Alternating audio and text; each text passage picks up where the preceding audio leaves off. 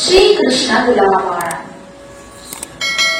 ಶ್ರೀಕೃಷ್ಣನ ಮನಸ್ಸಿನಲ್ಲಿ ರಾಧೆ ವಾಸವಾಗಿದ್ದಾರಲ್ಲದೆ ಅವರಿಗೆ 8 ಜನ ರಾಣಿಯರಿದ್ದರು.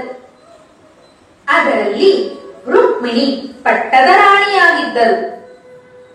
ಇನ್ನು 7 ಜನರಲ್ಲಿ ಸತ್ಯಭಾಮ, ಜಾಂಬವತಿ, ಕಾಳಿಗಿ, ಮಿತ್ರವಿದ, ಸತ್ಯಭದ್ರ ಮತ್ತು ಲಕ್ಷ್ಮಣ ಇವರೆಲ್ಲ ಶ್ರೀಕೃಷ್ಣರಿಗೆ ಬಹಳ ಹತ್ತಿರವಾದವರು.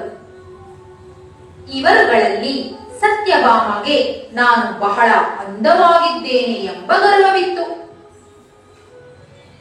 ಜಗತ್ತಿನಲ್ಲಿ ನನ್ನ ತರಹ ಯಾರೂ ಇಲ್ಲ ಮತ್ತು ಉಜ್ಜಯಿನಿಯ ಮಹಾರಾಜನ ಸತ್ಯಜಿತ್ ಮಗಳು ಎಂಬ ಗರ್ವವಿತ್ತು.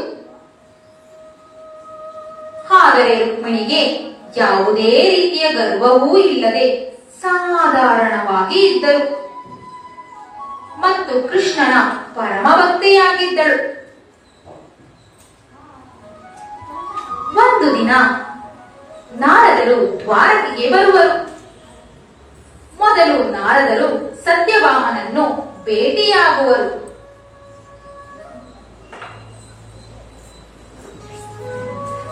ನಾರಾಯಣ ನಾರಾಯಣ.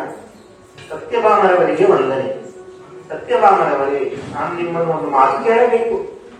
ಶ್ರೀಕೃಷ್ಣನನ್ನು ನೀವು ಹೆಚ್ಚು ಪ್ರೀತಿಸುವೆಯೋ ಅಥವಾ ರುಕ್ಮಿಣಿ ಹೆಚ್ಚು ಪ್ರೀತಿಸುತ್ತಾರೋ?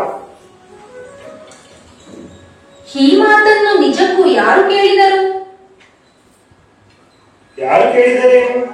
ದ್ವಾರಕದಲ್ಲಿ ಜನರೆಲ್ಲರೂ ಶ್ರೀಕೃಷ್ಣನನ್ನು ರುಕ್ಮಿಣಿಯೇ ಹೆಚ್ಚು ಪ್ರೀತಿಸುತ್ತಾರೆ ಎಂದು ಮಾತನಾಡುತ್ತಿದ್ದಾರೆ. ನಿಜಕ್ಕೂ ಅಂಥದ್ದಲ್ಲಿ ನೀವೇ ಮುಂದು.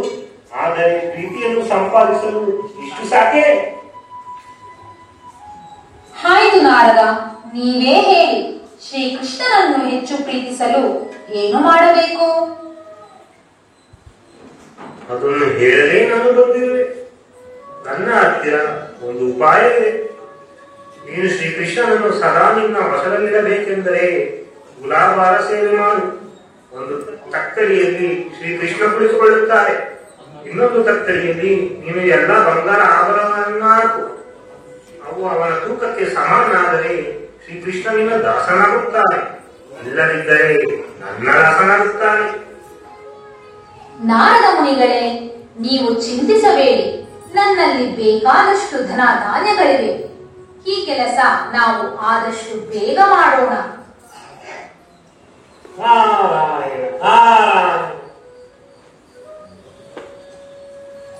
ಶ್ರೀಕೃಷ್ಣ ತುಲಾಭಾರಕ್ಕೆ ಎಲ್ಲಾ ಏರ್ಪಾಟು ಆಗುವುದು. ಸತ್ಯಭಾಮ ತನ್ನ ಧನ ಧಾನ್ಯ ಆಭರಣ ಎಲ್ಲವನ್ನೂ ತರುವರು. ತುಲಾಭಾರ ಪ್ರಾರಂಭವಾಗುತ್ತದೆ. ತಕ್ಕಡಿಯಲ್ಲಿ ಒಂದು ಕಡೆ ಶ್ರೀಕೃಷ್ಣ ಕೂದರೆ ಮತ್ತೊಂದು ಕಡೆ ಧನ ಧಾನ್ಯ ವಜ್ರ ವೈಡೂರ್ಯ ಚಿನ್ನಾಭರಣಗಳೆಲ್ಲ ಹಾಕಿದರು. ಸ್ವಲ್ಪವೂ ತಕ್ಕಡಿ ಕೆಳಗೆ ಬರುವುದಿಲ್ಲ.